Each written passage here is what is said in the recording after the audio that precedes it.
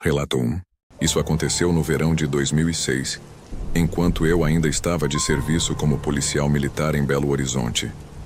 Eu já estava na PM há vários anos e muitas vezes respondia a ocorrências que preferia não atender. Era parte do trabalho.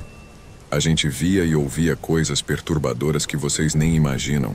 Quando entrei na polícia, atendi todo tipo de situação, desde brigas de ex-companheiros até cenas de crime aterrorizantes.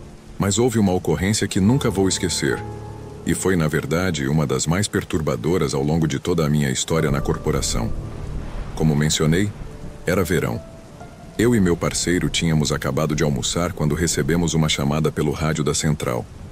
A chamada era incomum. Uma garota de 11 anos havia ligado, dizendo que estava sozinha em casa e precisava de ajuda. Mas não deu muitos detalhes. A ocorrência vinha de uma residência localizada em um dos bairros mais nobres de BH. Nossa viatura era a mais próxima do local, então fomos atender a ocorrência. Chegamos à casa rapidamente. Era um imóvel imponente, com muros altos e portão de ferro. Tocamos o interfone várias vezes, mas ninguém atendeu. Esperamos por alguns minutos, chamando pelo nome da menina, mas não tivemos resposta. Depois de tentarmos contato várias vezes, fomos até o vizinho, que gentilmente nos deixou passar por sua casa para acessarmos o quintal da casa ao lado. Pulamos o muro e, uma vez no quintal, começamos a observar o local. Tudo parecia silencioso demais, calmo demais. Demos a volta pelo lado esquerdo do terreno e entramos na casa pela porta lateral, que estava destrancada. Havia algo inquietante na atmosfera. Aparentemente tudo parecia em ordem, mas o silêncio dentro da casa era desconcertante. Vasculhamos cada cômodo da casa, um a um, procurando pela menina. A casa estava completamente vazia, então saímos da residência e nos dirigimos para os fundos do terreno. Foi nesse momento que algo chamou nossa atenção. Havia uma piscina, e então avistamos a figura de uma menina flutuando na água. Meu coração disparou. Corri até a borda da piscina, e meu parceiro pulou na água sem hesitar. Ao retirar o corpo da água, ele começou a fazer reanimação cardiorrespiratória, RCP, na mesma hora, enquanto eu acionava o resgate pelo rádio. Mas já era tarde demais. A menina estava morta. O corpo estava frio e pálido, como se já tivesse passado muito tempo desde sua morte, embora a ligação para a central tivesse sido feita minutos antes. Ambos, meu parceiro e eu, ficamos incrédulos com toda aquela situação. Como ela havia ligado pedindo ajuda se já estava morta? Não fazia sentido. Revisamos o histórico da chamada e constatamos que, de fato, o telefonema veio daquele endereço. Tentamos processar o que estávamos vendo, mas nada explicava o que havia acontecido. Estávamos diante de algo que jamais conseguiríamos entender. A central entrou em contato com os pais da menina. Eles estavam no trabalho e chegaram após algum tempo a casa. Passamos boa parte daquela tarde tentando consolá-los. Eles ficaram arrasados. Nossa dedução inicial era de que todos os indícios indicavam que a menina possivelmente estava tentando pegar um brinquedo que havia caído na piscina e, ao se esticar demais, acabou caindo na água. A mãe, em lágrimas, mencionou que sua filha não sabia nadar e que a haviam matriculado na natação há uma semana. Ela também nos contou que sempre a advertiam para brincar no lado mais raso da piscina. O resto da equipe chegou logo em seguida e fizemos o que sempre fazemos em cenas assim. Mantivemos a calma e seguimos o protocolo. Mas aquele caso ficou marcado na minha mente. No dia seguinte, eu ainda estava abalado com a ocorrência da tarde anterior. Pedi para tirar uma licença. Eu precisava de alguns dias para me recompor. Não conseguia tirar aquela cena da minha cabeça. Sabia que precisaria de um tempo para processar tudo o que havia ocorrido. Tentar de alguma forma entender como aquela ligação foi feita antes de retomar minha rotina normal. Fiquei 5 dias de licença. Quando retornei ao trabalho, tudo o que eu mais desejava era não ter de atender mais ocorrências como aquela no futuro. Não só pela situação sobrenatural que aconteceu, mas porque chamadas envolvendo crianças sempre são as mais difíceis, especialmente quando não terminam bem. Gente, pelo amor de Deus, Não deixem seus filhos sozinhos em casa, especialmente se forem menores de idade. Eles não têm juízo e nem noção do perigo. Espero que a minha história sirva de alerta, mas também para que as pessoas entendam um pouco do que os policiais enfrentam. Muita gente acha que nosso trabalho é só prender bandidos e proteger a sociedade. Isso é verdade, mas também tem as chamadas das quais ninguém fala. Aquela foi, sem dúvida, uma das piores que já atendi. Relato 2. Sou policial em São Francisco de Paula, uma pequena cidade no interior do Rio Grande do Sul, conhecida por suas áreas de mata fechada e estradas tranquilas. Trabalho na polícia desde os 22 anos e, na maior parte do tempo, o serviço não é tão emocionante quanto as pessoas imaginam. Na minha região não acontece muita coisa. O mais comum por aqui são chamadas por perturbação de sossego ou pequenos furtos, com algo mais grave de vez em quando. Já fiz todo tipo de turno. Trabalhei muito à noite, e as ocorrências noturnas são com certeza mais estranhas do que as diurnas. Mas certa vez, durante um plantão noturno, aconteceu algo em particular, que nunca mais vou esquecer. Era uma noite tranquila, e havia um bom tempo que não recebia nenhuma chamada. Eu estava patrulhando sozinho por uma estrada nas redondezas da cidade. A estrada era cercada por uma mata densa de ambos os lados. Não havia iluminação, e o único som era o das minhas rodas no asfalto. De repente, vi uma mulher parada no meio da estrada, acenando com as mãos desesperadamente. Parecia estar pedindo ajuda. Reduzi a velocidade e parei a viatura a poucos metros dela. Saí do carro com a mão na arma, por precaução, e me aproximei.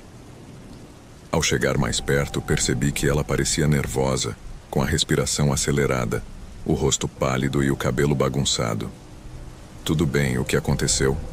Perguntei, tentando manter a calma. A mulher, ainda ofegante, explicou que tinha pego uma carona com um homem. Um desconhecido. Segundo ela, assim que eles chegaram naquela área isolada da estrada, ele tentou abusar dela. Ela disse que conseguiu se desvencilhar e correu para a estrada.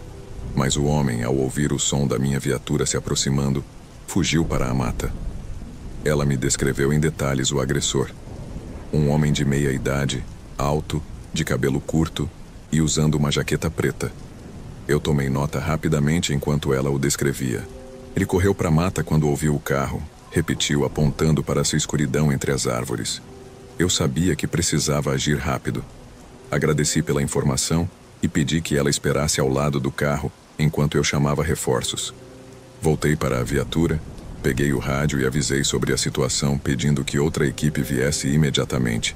Mas quando olhei para trás, ela não estava mais lá, nem ela, nem o veículo. Confuso, saí da viatura novamente e procurei pela mulher. Chamei seu nome sem resposta. Fiquei parado alguns instantes. Será que ela havia saído com o carro do agressor? Mas eu teria ouvido ela dar partida. Aquela situação parecia não fazer sentido.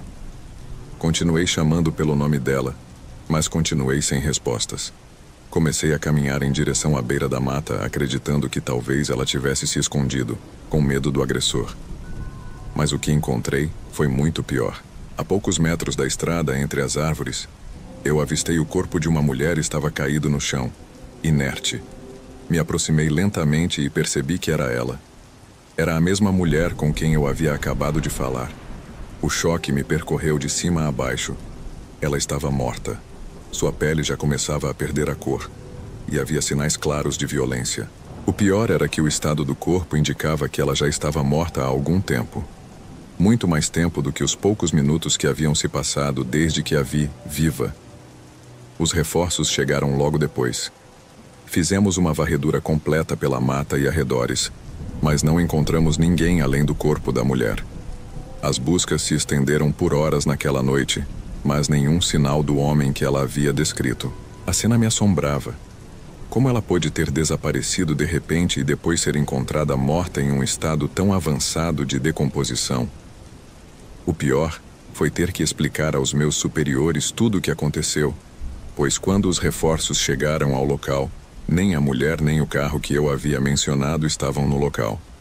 Eu estava parecendo um maluco, e temia que me afastassem, pois a única coisa encontrada no local foi o corpo daquela mulher, e eu era o único que supostamente havia falado com ela em vida naquela mesma noite. Se meu histórico como policial não fosse tão bom, talvez eu tivesse sido indiciado e investigado pela corregedoria. Mas tinha algo que me salvava: a placa do carro. Eu anotei a placa do veículo parado assim que cheguei no local, antes mesmo de descer. Após pesquisarmos pela placa, chegamos a um possível suspeito. As buscas na região se intensificaram, e poucos dias depois, algo inesperado aconteceu.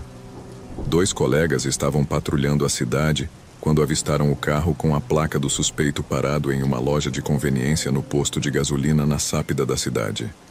Os policiais entraram no local, identificaram o suspeito e deram voz de prisão. O homem foi levado para a delegacia e sua aparência se encaixava perfeitamente com a descrição que a mulher me deu naquela noite. O retrato falado era exato. Durante o interrogatório, o suspeito acabou confessando o crime. Ele admitiu que havia dado carona a uma jovem atacado e deixado o corpo dela na beira da mata, dias antes de a encontrar na estrada. Sua confissão correspondia quase que exatamente ao que a mulher havia me contado naquela noite, exceto pelo fato de ela informar que o agressor havia fugido pela mata. Apesar do encerramento do caso com a prisão do suspeito, o mistério ainda me atormentava. Como eu pude ter falado com aquela mulher quando ela já estava morta? Nunca tive coragem de divulgar ou comentar amplamente sobre isso com ninguém. Na época, só os meus superiores souberam e mantiveram essa informação em sigilo, para evitar burburinhos desnecessários. Nunca mais passei por nenhuma situação parecida. Porém, até hoje, me pergunto o que realmente aconteceu naquela noite.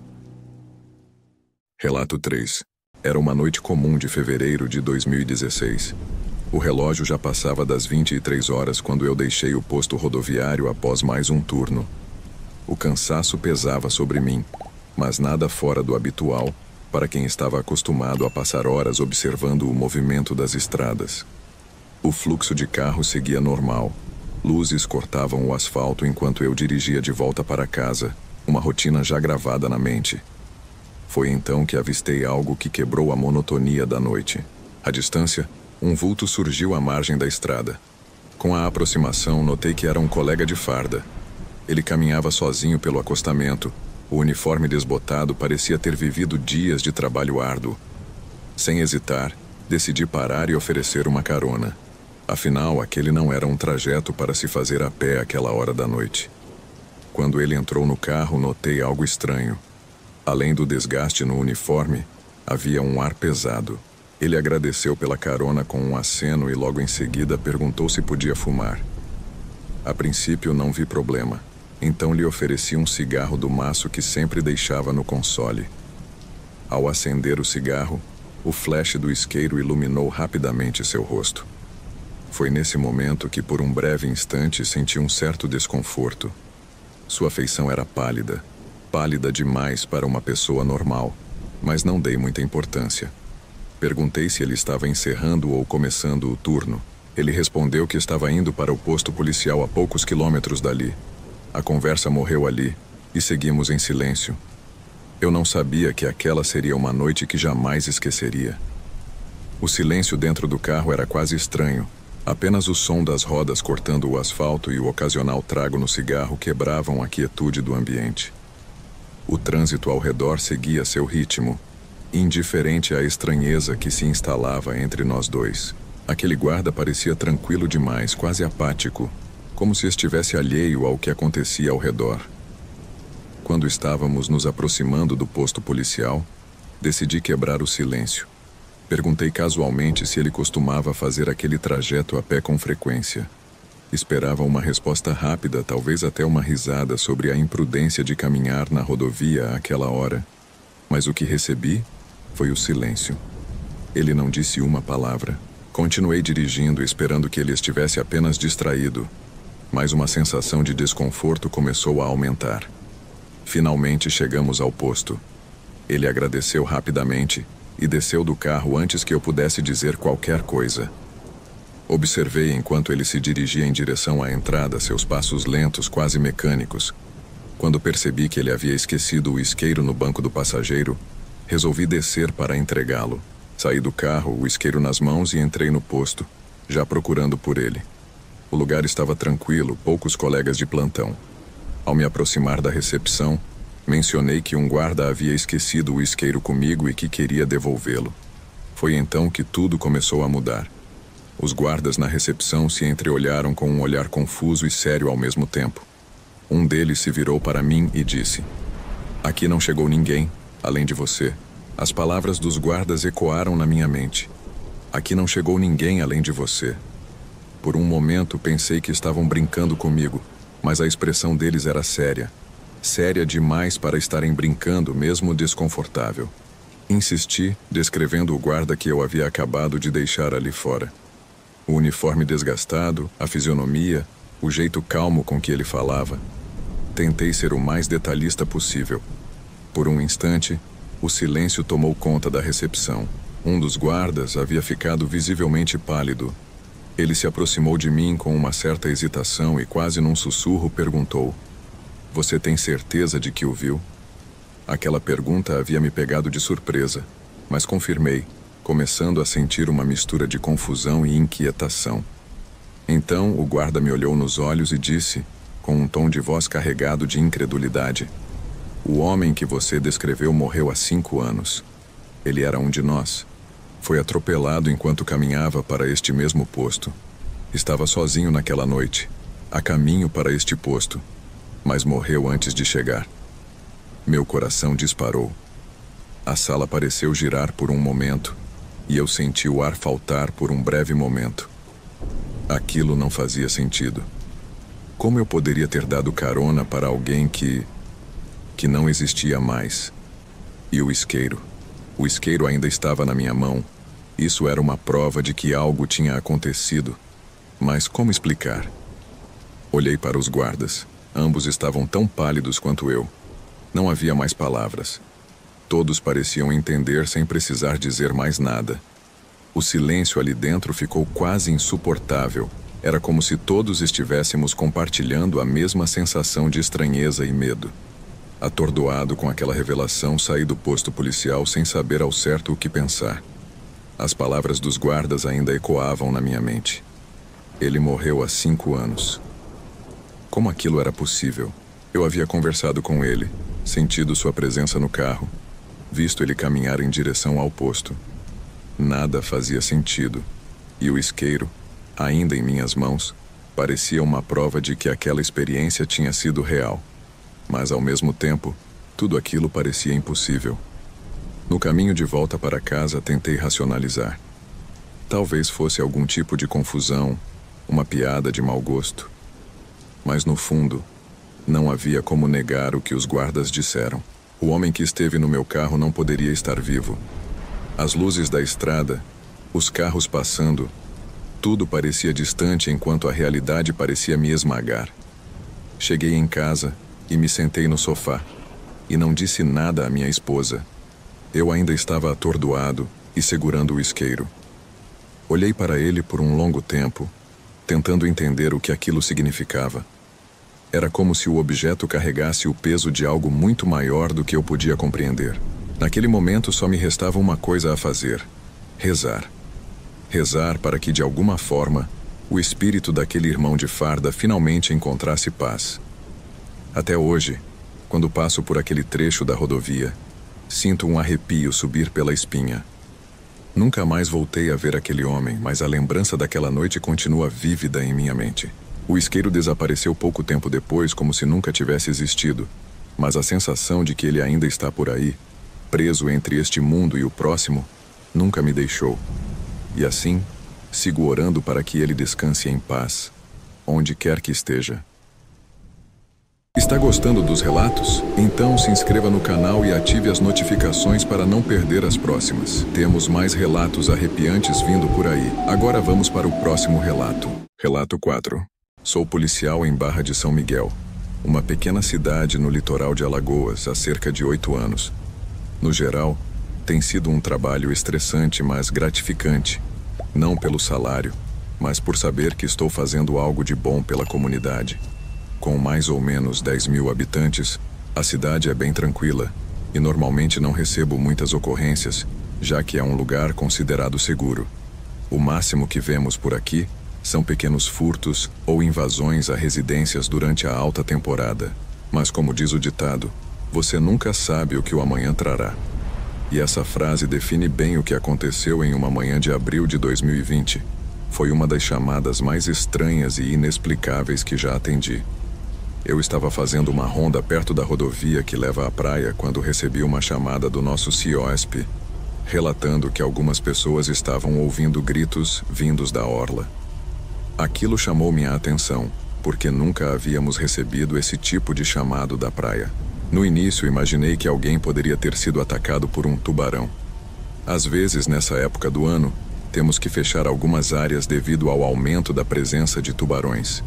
Fui enviado para a área da praia e, quando cheguei, vi um grupo de pessoas apontando e filmando algo no mar. Saí da viatura e fui até eles. Ao me aproximar, vi que estavam olhando algo flutuando na água. De longe, parecia ser uma boia, mas conforme as ondas se aproximavam, percebi que era uma cabeça. Quem quer que fosse estava sendo arrastado pela maré, inconsciente. Quando o corpo finalmente chegou à margem, fui tomado por uma sensação de confusão e um certo pavor. Era um homem aparentando estar na casa dos 20 anos, vestindo calças cargo e uma jaqueta de couro, algo incomum para quem está na praia. O mais estranho é que não havia sangue, nem sinais de hipotermia ou qualquer outra pista sobre como ele havia morrido. Parecia que ele estava morto há 1 ou 2 dias, no máximo. Pedi para que as pessoas se afastassem enquanto eu tentava reanimá-lo com manobras de RCP, mas não houve resposta. O corpo estava completamente inerte. Logo, o reforço chegou, acompanhado de um delegado. Foi aí que as coisas começaram a ficar ainda mais estranhas. Ao revistarmos a jaqueta do homem, encontramos um pequeno saco plástico no bolso. Dentro, havia um pedaço de papel dobrado. Quando abrimos, vimos que era um conjunto de letras e símbolos, dispostos em linhas desordenadas. Parecia um tipo de código ou cifra. Ficamos todos perplexos, sem entender o que aquilo significava. Parecia um monte de rabiscos sem sentido, mas sabíamos que poderia haver algo mais por trás. A cidade ficou empolvorosa depois disso. Fechamos a praia e impusemos um toque de recolher na área, enquanto o corpo era levado para a autópsia. O resultado da autópsia foi ainda mais intrigante. Não havia como determinar a causa da morte. O laudo indicava que ele estava em boas condições físicas, sem sinais de trauma ou afogamento. A prefeitura acabou classificando a morte como causas naturais relacionadas ao mar, mas isso só aumentou os boatos. Logo, começaram a surgir rumores na cidade. Alguns diziam que ele havia se afogado, outros achavam que havia sido assassinado, e até surgiram boatos de que aquilo tinha algo a ver com rituais macabros. Algumas pessoas até começaram a mencionar um caso famoso de anos atrás, o da Dama das Dunas, que ocorreu em outro estado e foi semelhante. Apesar de não haver qualquer ligação evidente, a paranoia tomou conta da cidade e muitos começaram a acreditar que havia um assassino à solta, rondando as praias. A cifra que encontramos com o corpo continuou a ser um mistério. Tentamos encaminhar o caso para a Polícia Civil, e eles, por sua vez, buscaram ajuda de especialistas em decifrar códigos, mas até onde sei, nada foi descoberto. Mesmo com toda a tecnologia disponível, o código ainda não foi resolvido. Já faz alguns anos, mas esse caso ainda me assombra. Quanto mais penso nele, mais perguntas surgem. Como ele morreu? O que significava aquele código? E o que teria acontecido se conseguíssemos decifrá-lo? Até hoje não encontrei respostas e o mistério continua. Relato 5. Recebi a chamada por volta das 8h30 da noite. O operador do 190 me passou as informações básicas. Uma jovem sozinha em casa, no bairro Jardim São Paulo, ligou apavorada. Segundo ela, a casa estava toda revirada, mas não havia sinais de arrombamento. O que a deixou mais nervosa foi ter ouvido passos no andar de cima. Ela garantiu que as janelas estavam trancadas e todas as janelas possuem grades, o que me fez franzir a testa. Como alguém entra numa casa fechada desse jeito? Chegando lá, a jovem estava parada na calçada, nervosa, com as mãos tremendo. Quando me viu, respirou fundo, como se estivesse aliviada por eu ter aparecido. Parei a viatura e desci, observando a situação ao redor. O bairro estava relativamente calmo para aquele horário, mas a rua onde ela morava parecia deserta. Ela abriu o portão com mãos trêmulas e deu um passo para trás. "Você vai entrar? Eu não consigo voltar lá dentro", disse com a voz embargada. Fiz sinal para ela ficar do lado de fora. Expliquei que outros policiais estavam a caminho e que eu daria uma olhada antes de eles chegarem. Mesmo assim, ela parecia não tirar os olhos da casa, como se esperasse que algo ou alguém fosse aparecer a qualquer momento. Um tipo de tensão no ar, sabe? Entrei pela porta da frente que ela já havia deixado aberta. De imediato vi o que ela tinha descrito. A casa estava uma bagunça, mas de um jeito estranho. Nada estava quebrado, e as portas e janelas permaneciam trancadas. Me abaixei para checar os cadeados nas janelas, e as grades de ferro estavam no lugar, como ela tinha falado. Aquilo não fazia sentido. Se alguém tinha entrado, como tinha feito? Peguei o rádio e informei a central que até o momento não havia sinais de arrombamento. Depois comecei a vasculhar o térreo. Sala, cozinha, banheiro. Silêncio total. O tipo de silêncio que incomoda, sabe? Aquela coisa de só ouvir sua própria respiração e o barulho das botas no chão. Quando cheguei perto da escada que levava ao andar de cima, a tal sensação que ela mencionou parecia mais forte. Era como se algo tivesse mudado no ar. Não sei explicar. Não sou de acreditar nessas coisas, mas naquele momento eu senti algo. A escada parecia mais longa do que realmente era. Cada degrau que eu subia parecia pesado, como se estivesse me levando para um lugar que não devia. Parei no topo da escada, respirando fundo. O que quer que fosse estava no andar de cima. Eu precisava saber o que era. No topo da escada, parei por um segundo. Não vou mentir, a coisa estava esquisita. A casa parecia vazia, mas aquele silêncio era pesado, como se algo estivesse escondido, esperando. Não sou homem de se impressionar fácil. Já vi de tudo nessa profissão, mas havia algo naquele lugar que não estava certo.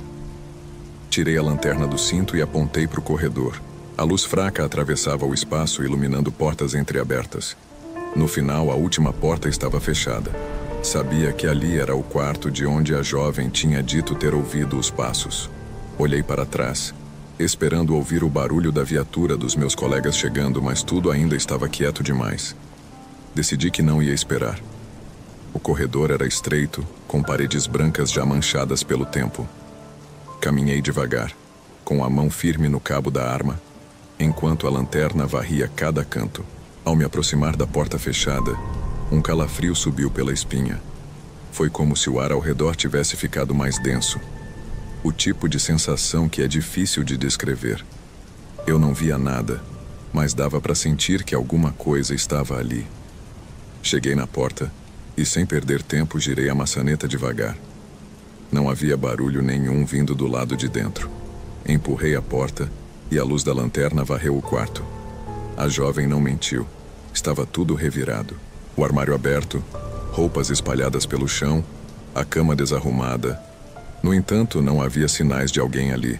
Apenas a luz fraca da lua que atravessava as cortinas deixava o quarto parcialmente iluminado. Andei até o centro do quarto e escutei um leve estalo. Parei.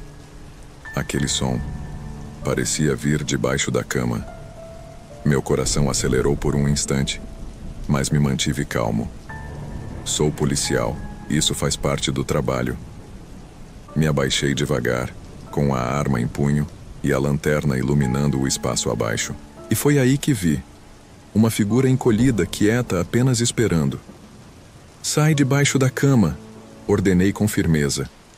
O homem começou a se mover devagar, rastejando como se quisesse prolongar aquele momento. Quando finalmente saiu, meu estômago revirou. Não era só o fato de que ele estava ali escondido, era o jeito como ele olhava. Tinha um sorriso que não fazia sentido, sabe? Um sorriso que gelava o sangue. Não estava armado, não parecia ameaçador fisicamente, mas havia algo profundamente errado nele.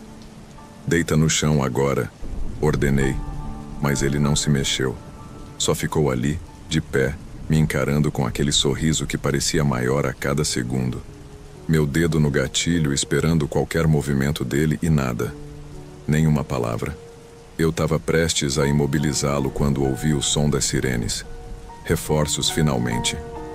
Olhei de relance para a porta, ouvindo os passos dos meus colegas subindo as escadas. Só que quando voltei os olhos para o homem, ele tinha sumido. Sumido. Como se nunca estivesse ali. Nenhum som de fuga, nenhuma janela aberta. Apenas o vazio no lugar onde ele estava segundos atrás. Corri até a porta do quarto e chamei os outros policiais. Revistamos o andar inteiro. Abrimos cada armário, olhamos debaixo de todas as camas, checamos até as janelas trancadas mais uma vez. Nada. O homem simplesmente havia desaparecido. Não havia explicação para aquilo. E eu sabia que, por mais que tentasse, não ia conseguir achar uma lógica. E foi aí que comecei a questionar o que realmente estava acontecendo naquela casa. Desci as escadas com a cabeça a mil. Nada daquilo fazia sentido. Como é que um homem simplesmente some na minha frente? Estava confuso, claro. Como é que podia? A casa estava trancada, e eu tinha visto o sujeito ali, debaixo da cama, com meus próprios olhos. Verificamos tudo? Perguntei, querendo ter certeza de que não havia deixado passar nada. Sim, senhor. Nenhum sinal de arrombamento, nem no andar de cima, nem aqui embaixo. Respondeu um dos policiais, também meio desconfiado. Eu sabia que ele estava se perguntando o mesmo que eu. Como alguém entra e sai de uma casa fechada desse jeito? Tem algo estranho nisso aí, sargento. Ele continuou, me olhando de canto. Eu, um policial experiente, estava mesmo começando a duvidar dos meus próprios olhos. Fiz um gesto rápido, tentando cortar aquele papo. Deixa isso pra lá. A gente já vasculhou tudo e não tem ninguém aqui. Faz o relatório e vamos encerrar essa ocorrência. Mas por dentro, aquilo estava me corroendo. Eu sabia o que tinha visto. Aquele sorriso, aquele olhar vazio. E o jeito que ele sumiu. Eu não conseguia entender. Voltei para a sala e dei mais uma olhada ao redor, tentando encontrar algum sinal, qualquer coisa que me explicasse o que tinha acontecido. Mas nada. Era como se o cara nunca tivesse estado lá. A jovem ainda estava lá fora, sentada no meio-fio, abraçando os joelhos. O rosto dela mostrava medo, mas também uma certa dúvida, como se ela tivesse começando a se perguntar se tinha exagerado em tudo aquilo. Quando me aproximei, ela se levantou rápido. Vocês encontraram alguém? Perguntou com a voz tremendo.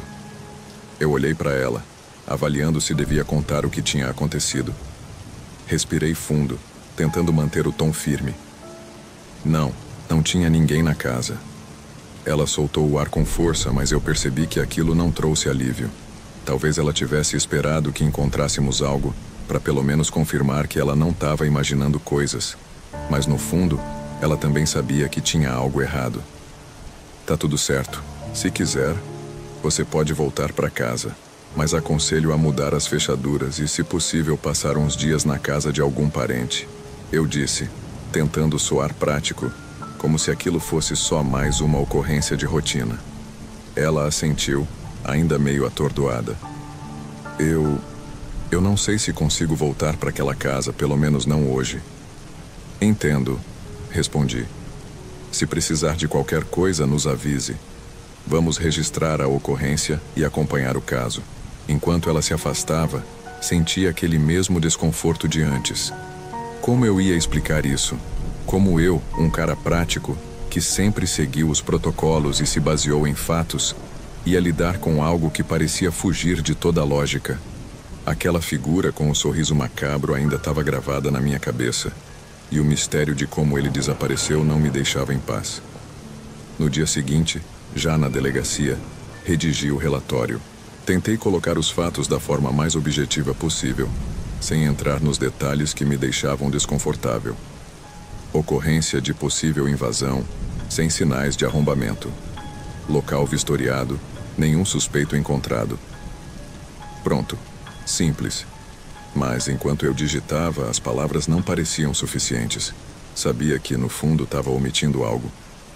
Como é que você vai explicar que o cara sumiu na sua frente, hein? Pensei, tentando afastar a ideia de que alguém podia questionar minha sanidade. O mundo policial é cheio de situações que desafiam o comum, mas essa era diferente.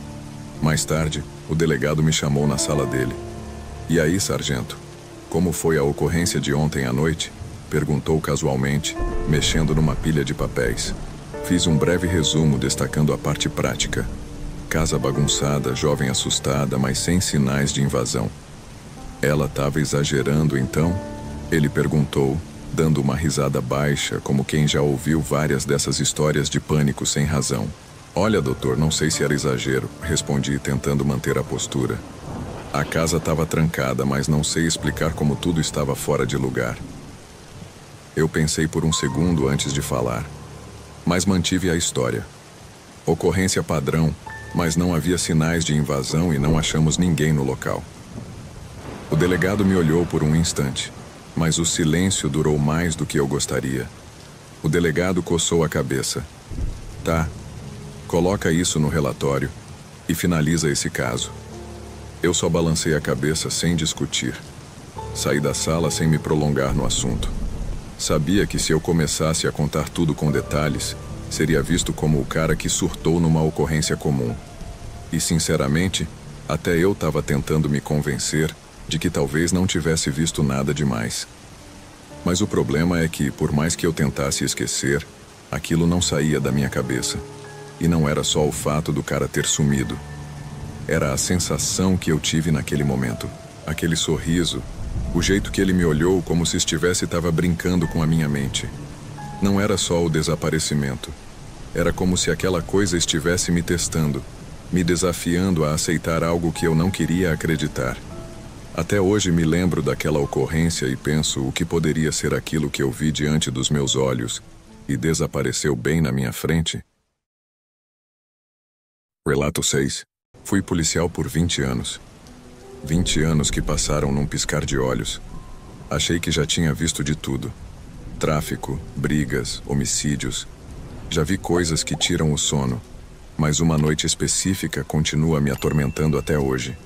Era madrugada, umas 3 da manhã, e estávamos em 4 na viatura, fazendo ronda por um bairro periférico de São Paulo. Aquela área era complicada, cheia de casas abandonadas e terrenos baldios, perfeito para traficante e usuário de droga se esconderem. Já estávamos acostumados a vasculhar esses lugares. Não dava para vacilar.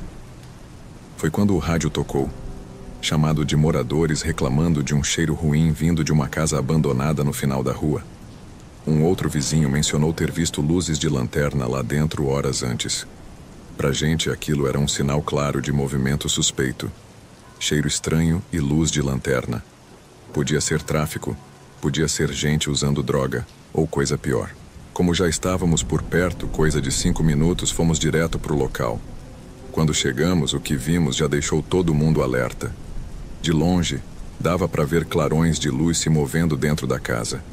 A primeira coisa que passou pela minha cabeça foi: os caras estão fazendo algum tipo de transação aqui. Mas logo depois algo me incomodou. Traficante e usuário não usam lanterna. Eles costumam fazer tudo no escuro, no silêncio. Descemos da viatura rápido, já com aquela sensação de que tinha algo errado. A estratégia era a de sempre. Eu fiquei de olho na entrada.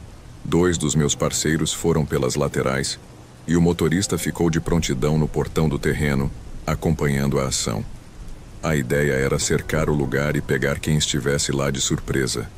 Naquele momento, eu estava pronto para qualquer coisa. Nunca fui de me impressionar fácil.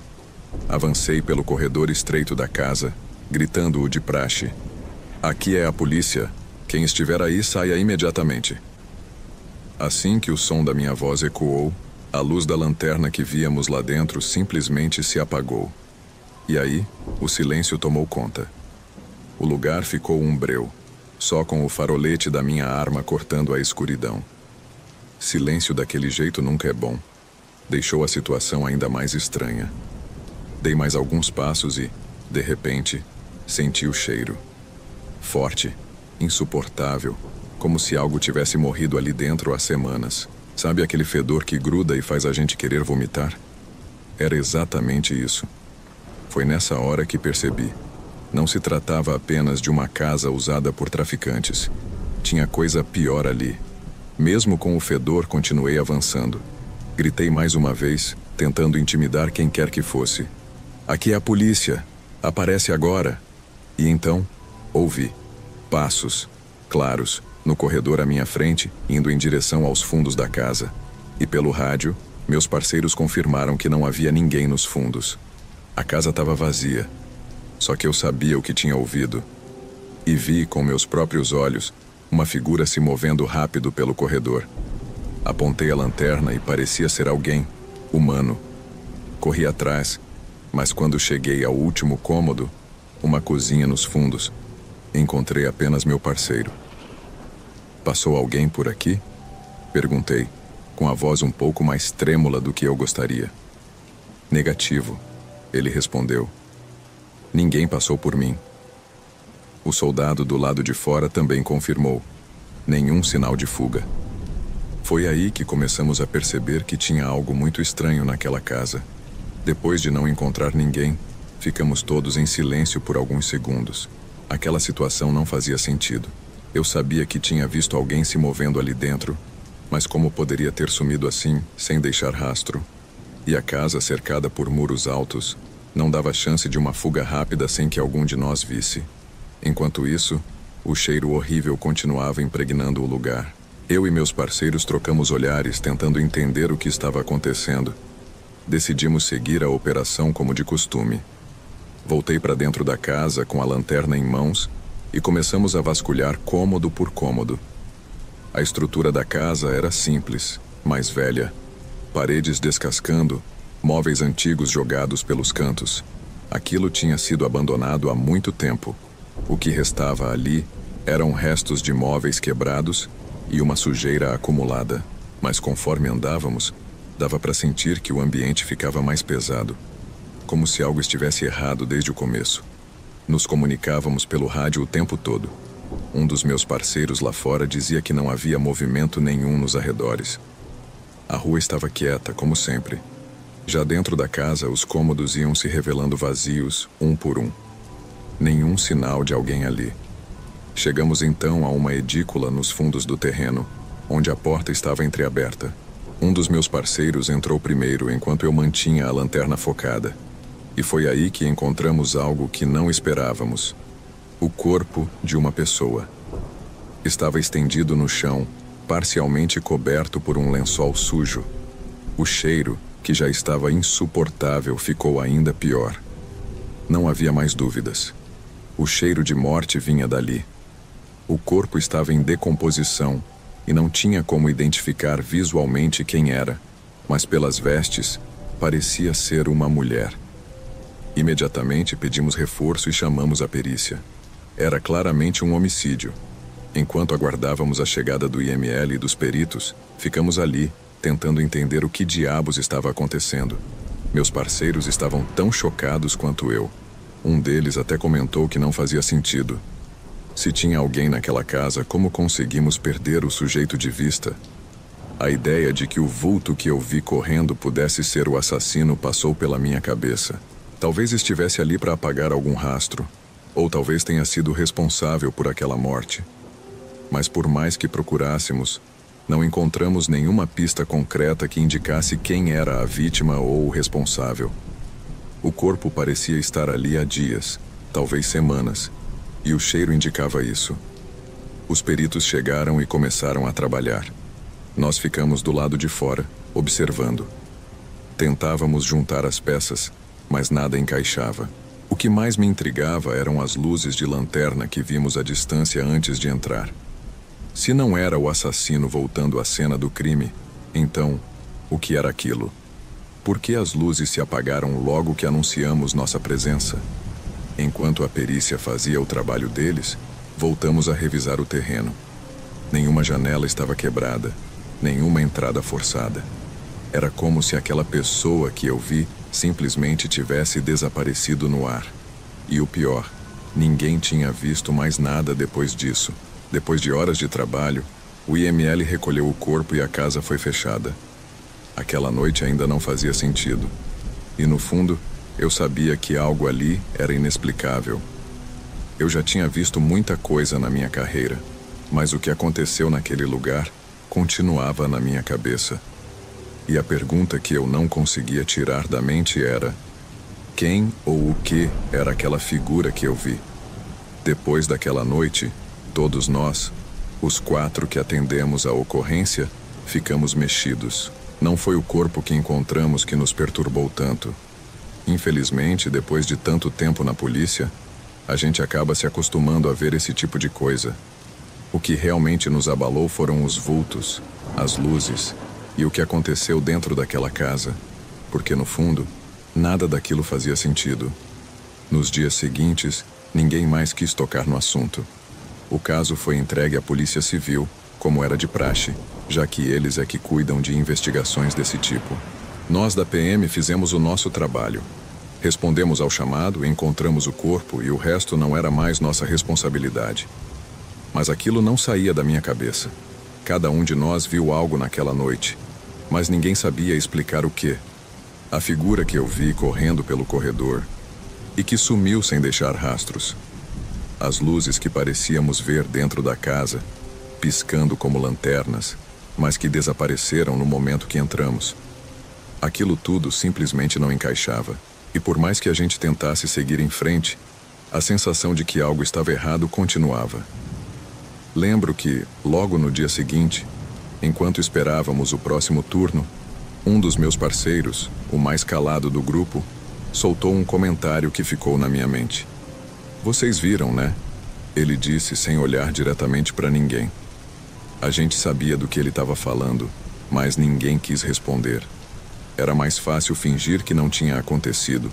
Outro colega, já mais nervoso, comentou que talvez a nossa cabeça tivesse pregado uma peça. "Tá todo mundo cansado, né? Aquela casa escura, o cheiro forte. Às vezes, a gente começa a ver coisa onde não tem." Ele riu, mas a risada dele era nervosa, como se tentasse se convencer de que era isso mesmo. Mas a verdade é que nenhum de nós estava convencido. E aquela sensação de que havia algo a mais naquela história continuava rondando.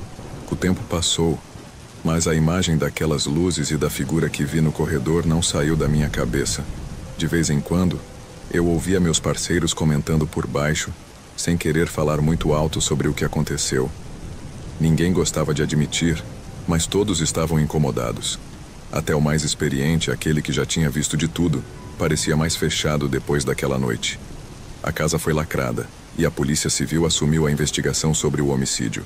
Mas para nós, não foi o corpo que ficou na memória. O que ficou gravado foi o que não conseguimos explicar. Como alguém desaparece de uma casa trancada, com policiais cercando todas as saídas. E aquelas luzes, o que eram? Traficantes não usam lanternas. Tudo que vimos ou achamos ter visto, simplesmente sumiu sem deixar rastro. Nunca voltamos a falar diretamente sobre aquele chamado. Nenhum de nós queria continuar pensando nisso, mas até hoje, quando eu passo por alguma casa abandonada ou vejo uma luz estranha piscando à distância, lembro daquela noite. Fico com a sensação de que deixamos algo passar, de que havia algo naquela casa que a gente não viu ou não entendeu. E o mais perturbador, eu nunca consegui me decidir se o que vi foi real. Será que realmente havia alguém lá dentro? Ou foi a minha cabeça? O cansaço? O ambiente escuro? Uma parte de mim quer acreditar que tudo não passou de um mal-entendido, um jogo de luz e sombras. Mas outra parte, aquela que ficou em silêncio depois do ocorrido, sabe que algumas perguntas nunca vão ter resposta.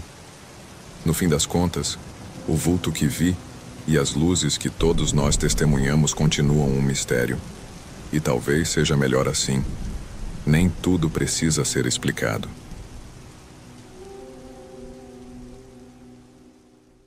Qual relato mais te impactou?